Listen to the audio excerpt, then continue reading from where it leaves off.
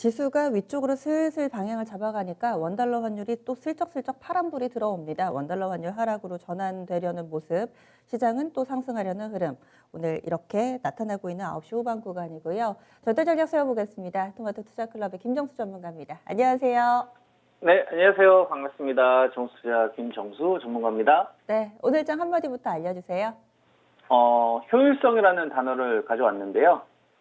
네, 계좌를 좀 운영하는 데 있어서 좀 효율성, 이걸 좀 극대화할 수 있는 걸로서, 이제 바이오 제약, 슬러시, IT, 이 반도체, IT 반도체면은 뭐 삼성전자나 SK 하이닉스 여러분들이 알고 있는 대표적인 주식일 텐데요. 이제 제가 말씀드리는 거는 이제 IT 반도체 쪽에서도 이제 특히 이제 낸드 쪽을 많이 강조하고 있는 겁니다. 그리고 이제 OLED가 포함이 되는 거고요. 그 다음에 여기 이제 그리고 이제 5G 이 순환매. 우리가 지난주 전략과 이번 주 전략에서 이제 키워드로 계속 제시해드리고 있는 게 이제 그 IT 반도체와 이제 바이오 제약의 이제 쌍두마차 전략을 좀 제시해드리면서 이제 큰 축과 이제 작은 축을 좀 고려한 상태에서 좀 전략을 세워서 가져가셔라라는 말씀을 연말 연초에 이렇게 한번 가져가 보셔라 이런 말씀을 좀 드리고 있는데요. 그 부분에 대한 좀 연장선이라고 보시면 되겠습니다. 네. 큰 축과 작은 축이라는 키워드를 꾸준히 좀 제시를 해주셨는데 달라진 게 아니라 연장선에서 보자 이렇게 얘기를 해주셨어요. 어떤 섹터를 봐야 될지는 여러 차례 강조해 주셔서 잘 알겠는데 이걸 정말 말하신 말 그대로 효율적으로 어떻게 좀 운용을 할 수 있을지 여기에 대해서는 또 어려움을 겪는 분들이 계시거든요. 오늘 시장의 체크 포인트와 함께 좀 얘기를 해주시면 좋을 것 같아요. 우리가 주식을 볼 때, 어려움을 겪는다라는 말을 한다는 거는, 그쵸. 뭐, 예를 들면 종목 선택에 좀 어려움을 가지고 있다는 의미 아니겠습니까? 그러니까 지금 구간에서 어려움을 겪는다는 얘기는, 지금 지수가 2300에서 2600까지, 이 올라가는 이 기간 동안에, 지수 관련된 섹터만 했어도, ETF만 했어도 16% 정도 수익이 나야 되는 거고요. 그 다음에 레버리지를 했다고 한다면은 두 배에서 한 32%, 30% 이상의 수익이 나는 게 지금 시장 수익률을 좀 따라오는 거가 되겠죠. 그러니까 요 수익률을 못 따라왔다는 얘기는 지금 시장에서 이 랠리가 나왔던 요 구간을 좀 참여하지 못했던 분들께서 이제 그렇게 이야기를 하는 걸 거고요. 그 다음에 요 기간 동안에 뭐 올릭스를 공략을 하셨다거나, 그 다음에 녹십자를 공략하셨다거나, 녹십자 홀딩스를 공략하셨다거나, 아니면은 SK 뭐 하이닉스를 공략하셨다거나, 반도체 쪽을 공략하셨던 분들 같은 경우에는 시장이 완전 중심에서 우뚝 서 있는 거죠. 수익률 자체가. 그리고 지금 구간에서 추가적인 수익을 얻으려고 하니 요 구간에서 갈등을 했던 사람들이 다시 진입하기가 두렵다 이거예요. 그죠? 그거 아니겠습니까? 그러니까 좋은 건 알겠는데 어떻게 사야 될지 잘 모르겠다. 또는 어떤 종목을 거래해야 될지 잘 모르겠다. 요거에 대한 이제 궁금증이 있는 거죠. 그죠? 그래서 요거를 어떻게 풀어가야 될까? 자, 요거는 지금 시장에서 수익이 어느 키워드를 메인으로 움직이고 있느냐에 대한 부분을 짚고 가면 어렵지 않게 풀립니다. 그 섹터의 대표 주식을 사면 되는 거거든요. 어떤 공정을 진행하는 데 있어서 빼놓고서 그 기업을 이야기할 수가 없다. 예를 들어서 우리가 5G를 이야기를 하는 데 있어서 뭐 기지국 투자가 되게 되면은 가장 먼저 이제 많이 뭐 다중이 추적 장치인 KMW, 지금 5G 투자하시는 분들 가운데서 뭐 KMW나 오이솔루션 모르시는 분들 없잖아요. 우리가 반도체가 앞으로 좋아질 것 같다. 그러면 삼성전자나 뭐 SK 하이닉스나 원익 IPS나 테스나 이거 모르시는 분들 없잖아요. 우리가 소재 국산화 관련되면 솔브레인이나 동진 샘킨, 그러니까 종목이 되게 많은 게 아니고 뭔가 발굴하는 게 아니라 그 섹터 내에서 대표 주식들이 있거든요. 우리가 뭐 바이오 시밀러 하면 삼성 바이오로직스도 있고 그 다음에 셀트리온이라는 기업이 딱 있잖아요. 새로 발굴할 필요가 없이.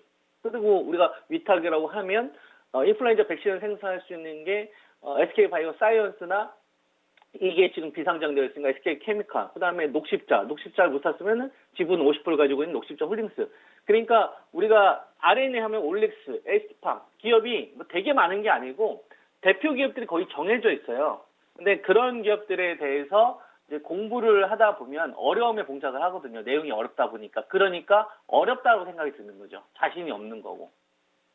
그죠? 그러니까 주식을 접근을 하는 데 있어서 우리가 그 대표 기업에 대해서는 우리가 어느 정도 알고 있어야 됩니다. 주식 투자를 하는 사람들은.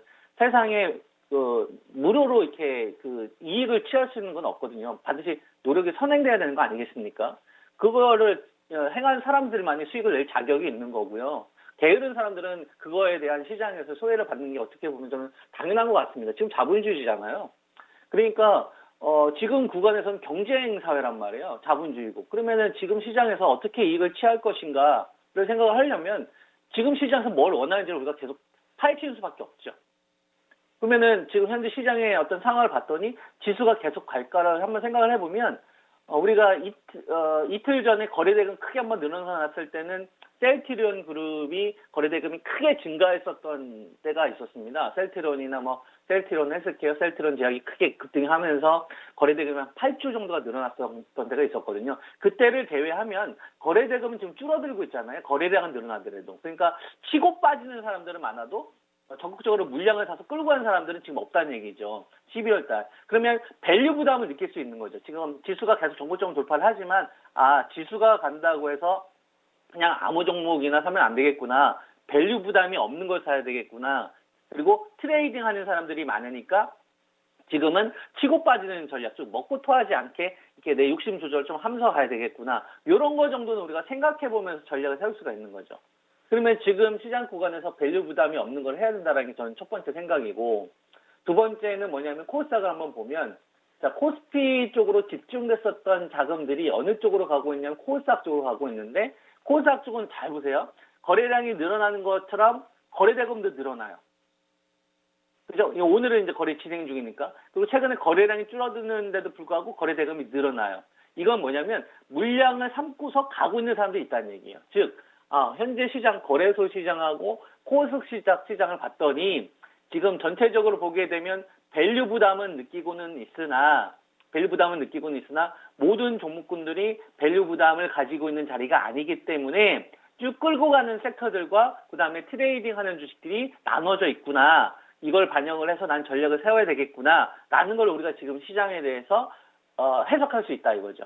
그리고 지금 시장이 걱정스러우신 분들은 우리가 느낌이나 감으로 지금 시험이 위험하다 이렇게 하시는 게 아니고요. 인정해야 됩니다. 지금 시장에서는 원화 강세 구간이기 때문에 인정을 해야 돼요. 원화 강세라는 얘기는 다르게 얘기하면 달러 약세라는 얘기잖아요. 그러면 외국인들의 입장에서는 주식시장에서 주식을 팔아도 주위에 있구나.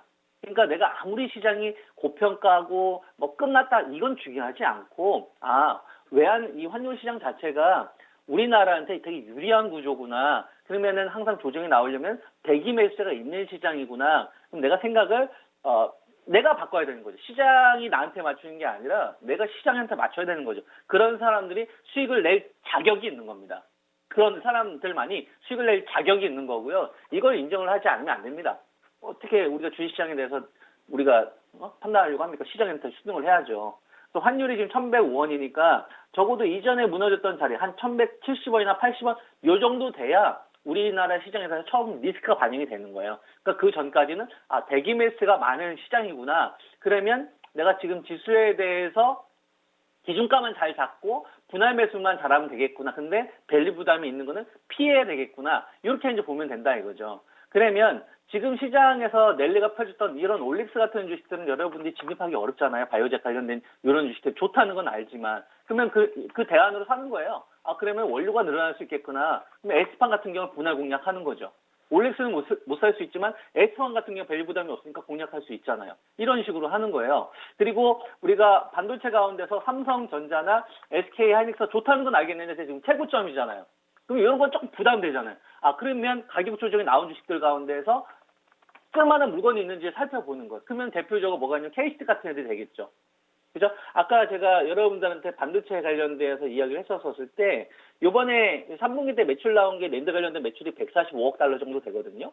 이 중에서 삼성전자나 이제 하이닉스 같은 경우가 점유율 한 4, 7, 8% 정도 되는데 지금까지 랜드 매출에 주는 B2C 중심이었습니다.